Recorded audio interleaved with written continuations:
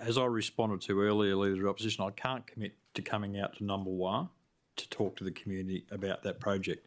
If I get out to Numbulwar, I'll be talking to the community about a number of other projects, but I can't commit. There's no money for any other projects, obviously, so why would you bother? Okay, Leader of the Opposition. My question's done, thank you, Mr. Chair. Okay, thank you.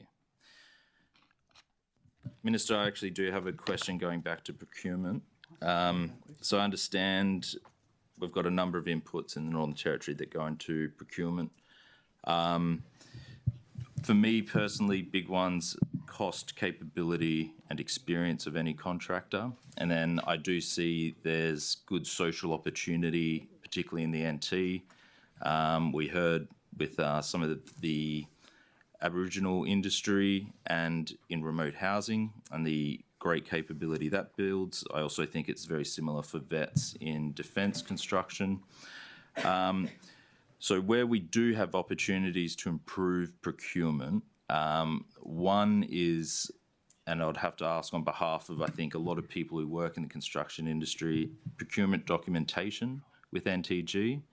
I'm keen to hear what you have done and what you plan to do to ensure that's as easy a process as possible down to a sole trader, tradesman who wants to tender for work with the Northern Territory. What are you doing and what will you do more if work hasn't been done yet to actually make that process simpler, especially with documentation? Thank you. And look, this is quite an important question, actually. When we look at the work that the Fast Track Approvals Task Force are doing, they are focused quite heavily on procurement and the difficulties in doing the whole procurement activity. CAL certification comes into this as well, which makes it sometimes very difficult for a sole trader to be able to get that CAL certification as well to start to tender on government projects. So the department are doing a large piece of work around procurement and how we complete tender documents. This is in the really early stages, and we've been discussing this over the past 2 to 3 weeks, but it's actually quite exciting because the feedback that we've gotten from industry is that the tender documents and all the associated documents that go with it are really quite difficult and really quite time-consuming, and can take contractors or looking to fill out tender documents days to fill this stuff out. So we're trying to make it easier for people who are tendering for government contracts.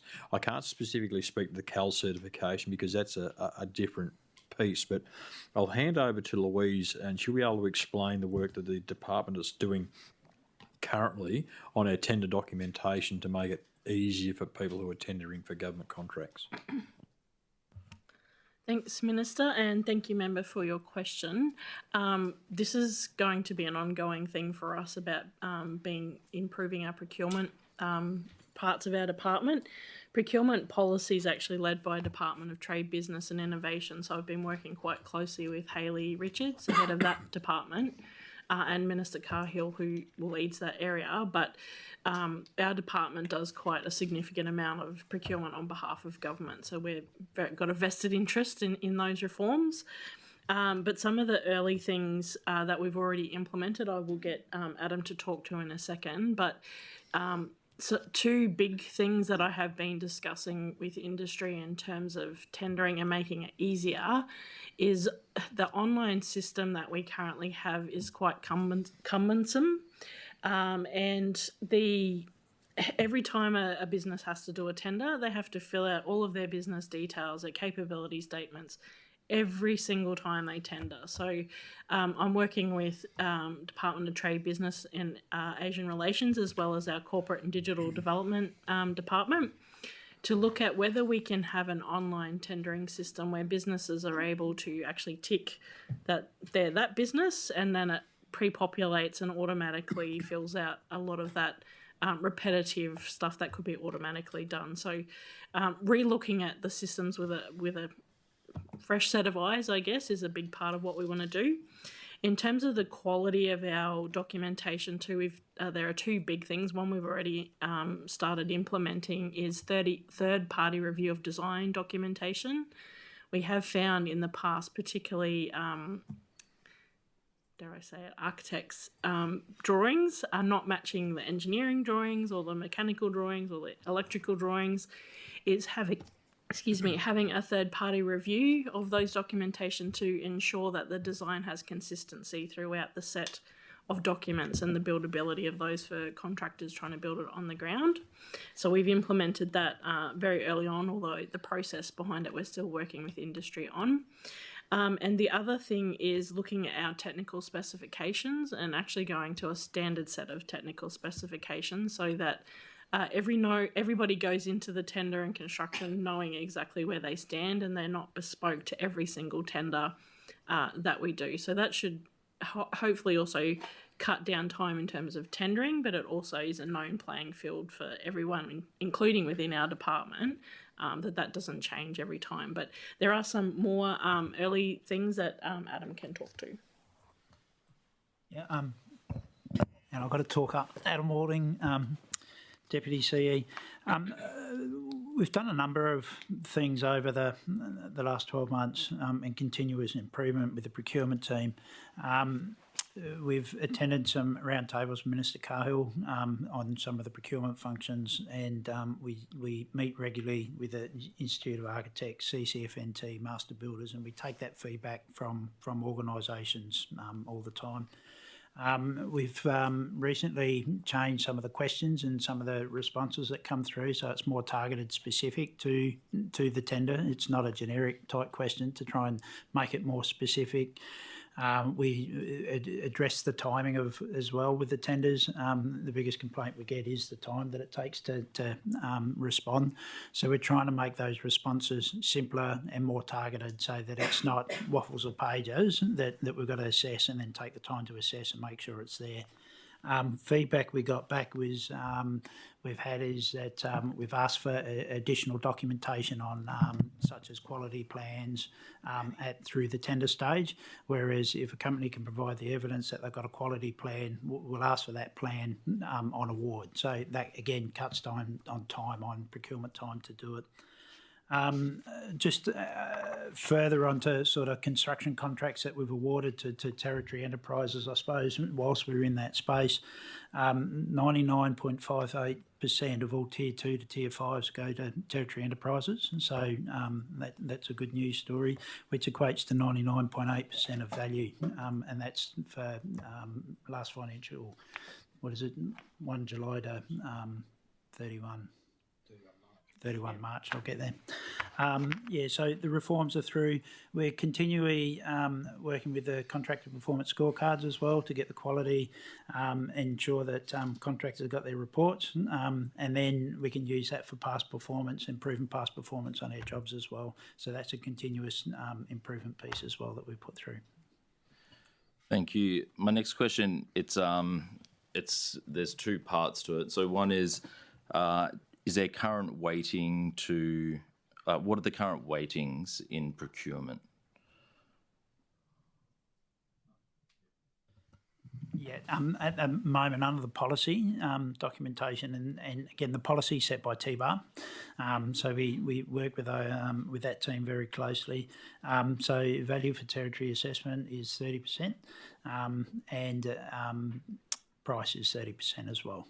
The others are adjusted dependent on risk or what the procurement plan identifies, and so we can change the values on the others, but the other two mandatory ones. I guess so. Do we have like a women engagement policy? Is that part of procurement? Louise McCormick, Chief Executive Officer. So at this point we don't, but as we've signed up to the federal funding agreement for land transport infrastructure, and under that agreement there are new targets that we have to meet in terms of diversity, including women in construction, as well as our other targets that have been there for a while in terms of Aboriginal employment and engagement as well. So it is a newer thing for the department, but we have got that as part of that agreement.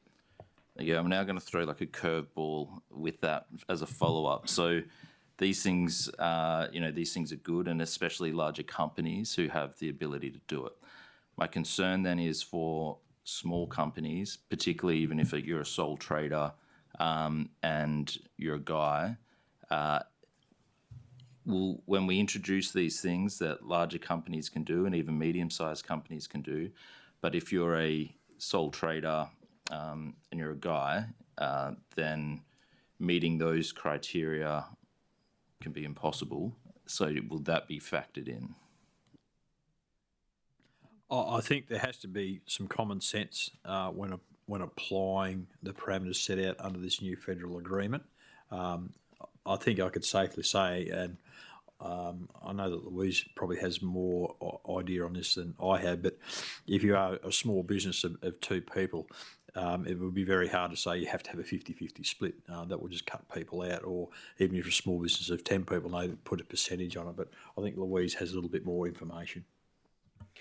Yeah, the minister's absolutely right. It is a common sense approach. And even when we first introduced the Aboriginal targets, we did have many discussions with the Commonwealth about the pool of people may not actually be there to start with, and you've got to grow that over time. So there is a common sense approach that we'll need to apply to that.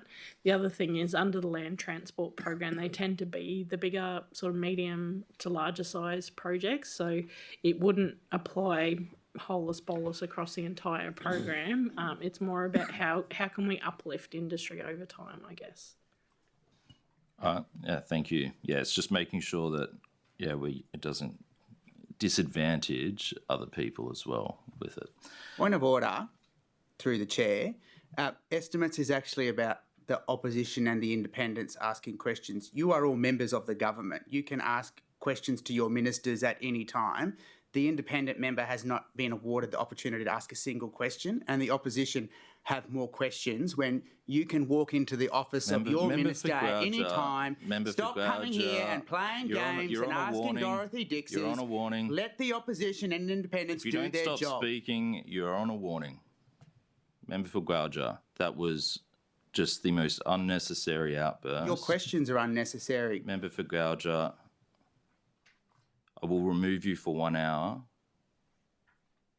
It was completely unnecessary. We've gone through the whole day very respectfully.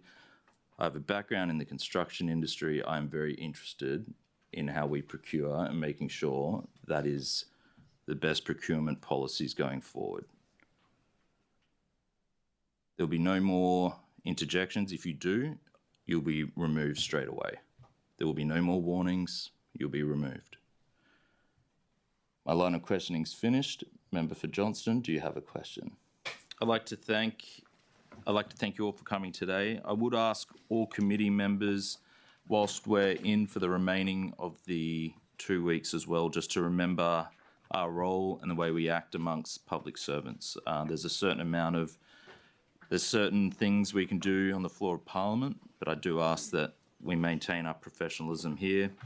I do agree that there is a spirit of estimates that the member for 𝙍𝙬𝙬𝙍 just spoke of, and as part of that, it is worth noting in approximately 440 minutes of questioning today, government members spoke for about 40 minutes, which is about 9%, and I say that because it does matter. So that's just to end that one.